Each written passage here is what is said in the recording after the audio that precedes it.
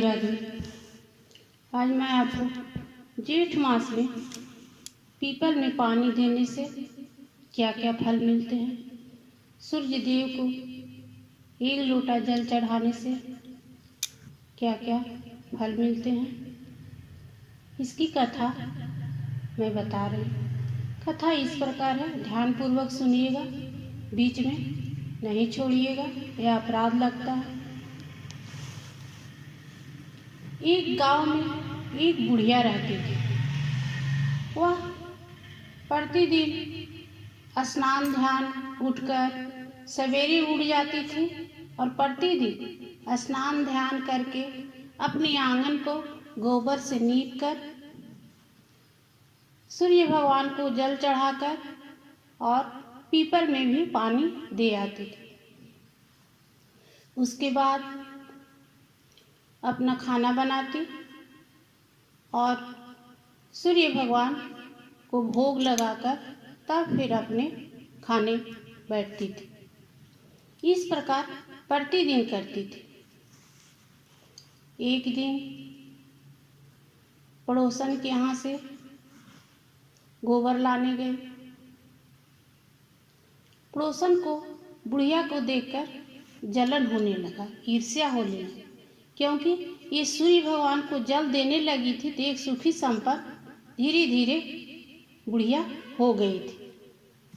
इसीलिए अब बुढ़िया पड़ोसन के यहाँ से ही गोबर लाकर अपने आंगन को लीपती थी प्रतिदिन। जब पड़ोसन को जलन हो गया, एक दिन बुढ़िया उसी तरह रोज सवेरे उठकर गोबर लाने गई तो देखती है गाय को बाहर नहीं बांधकर वो अपने घर के अंदर बांध दी। इसके वजह से बुढ़िया को गोबर नहीं मिला और आंगन भी नहीं लीपे, ना सूर्य भगवान को जल दी और ना ही पीपल देव में भी पानी सींचे।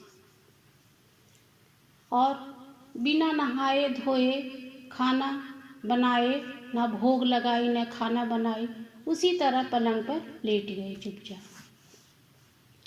दिन भर बीत गया, रात भी बीत गई, कुछ खाए बिना पिए बुढ़िया उसी तरह लेटी हुई। भगवान ने, सूर्य देव ने सपने में आया बुढ़िया को, बोला माते आज तुम हमें जल क्यों नहीं दी।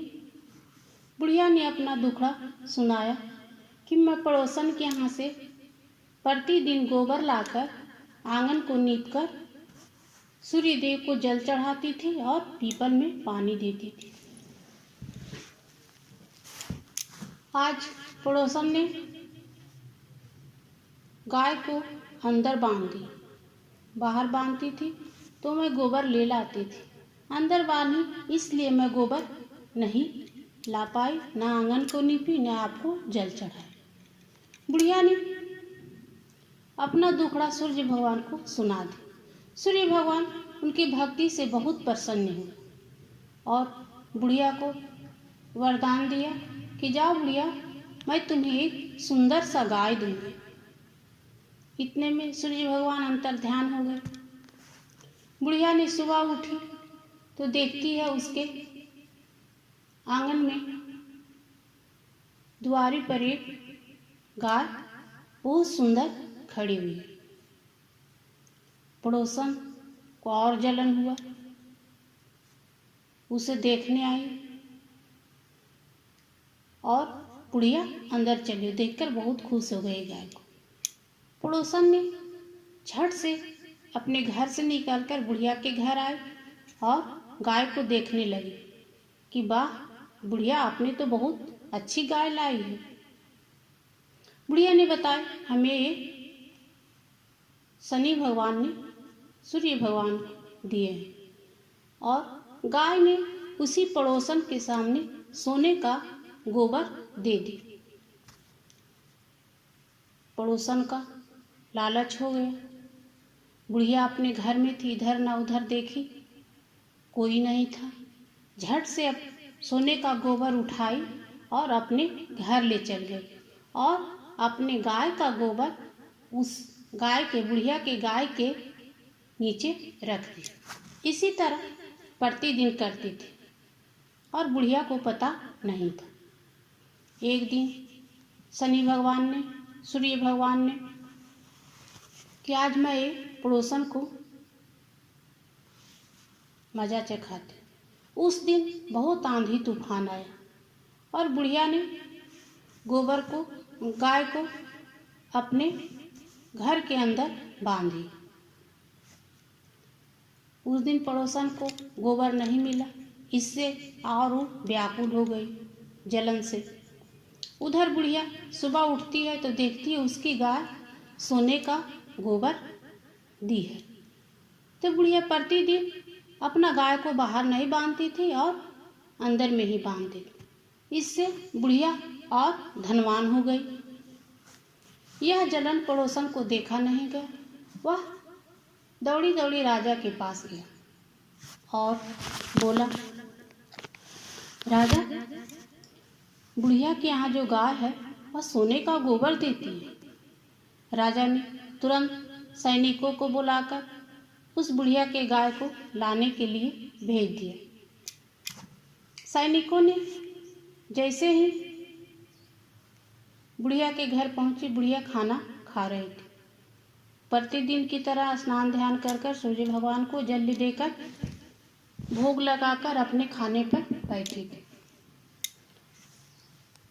और उधर सैनिकों ने उसकी गाय ले जाने लगी।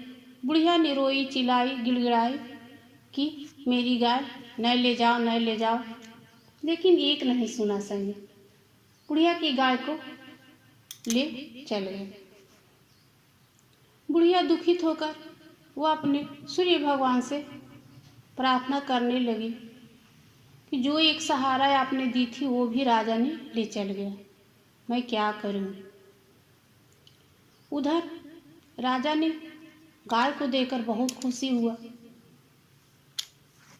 उसने गाय को गौशाला में नहीं बांधकर अपने घर के अंदर बांधने को कहा सैनिक के द्वारा।